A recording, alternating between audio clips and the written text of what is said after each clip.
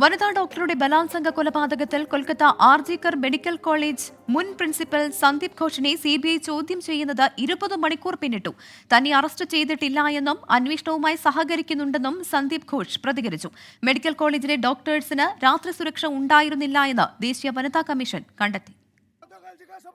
ഇന്നലെ 13 മണിക്കൂറോളം ചോദ്യം ചെയ്ത് വിട്ടയച്ച മുൻ പ്രിൻസിപ്പൽ സന്ദീപ് ഘോഷ് ഇന്ന് രാവിലെ 10 മണിയോടെ സിബിഐ ആസ്ഥാനത്ത് വീണ്ടും ചോദ്യം ചെയ്യലിനായി ഹാജരായി. അറസ്റ്റ് ചെയ്തെന്ന റിപ്പോർട്ടുകൾ সন্দীপ ঘোষ തള്ളി. അന്വേഷണവുമായി সহകരിക്കുന്നുണ്ടെന്നും പ്രതികരണം.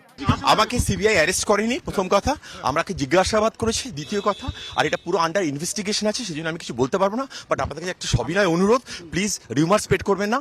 വനിതാ ഡോക്ടറുടെ കുടുംബത്തിന്റെയും സഹപ്രവർത്തകരുടെയും ആരോപണങ്ങൾ അന്വേഷിക്കുന്നുണ്ടെന്ന് സിബിഐ വ്യക്തമാക്കി. മെഡിക്കൽ കോളേജിൽ രാത്രി ഡ്യൂട്ടിയിലുണ്ടായിരുന്ന ഡോക്ടേഴ്സിന് സുരക്ഷ ഉണ്ടായിരുന്നില്ലെന്ന് ദേശീയ വനിതാ കമ്മീഷൻ കണ്ടെത്തി. കൊലപാതകം നടന്ന ഉടൻ സ്ഥലത്ത് നിർമ്മാണ പ്രവർത്തനങ്ങൾ നടത്തി തെളിവ് നശിപ്പിക്കാൻ വഴിയൊരുക്കിയെന്ന ഗുരുതര പരാമർശവും കമ്മീഷന്റെ റിപ്പോർട്ടിലുണ്ട്.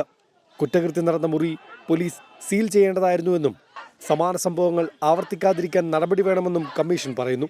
മെഡിക്കൽ കോളേജിലെ പ്രതിഷേധത്തെ പിന്തുണച്ച 43 അധ്യാപകരെ കൂട്ടമായി സ്ഥലം മാറ്റിയ സംസ്ഥാന സർക്കാർ തീരുമാനവും വിവാദമായി.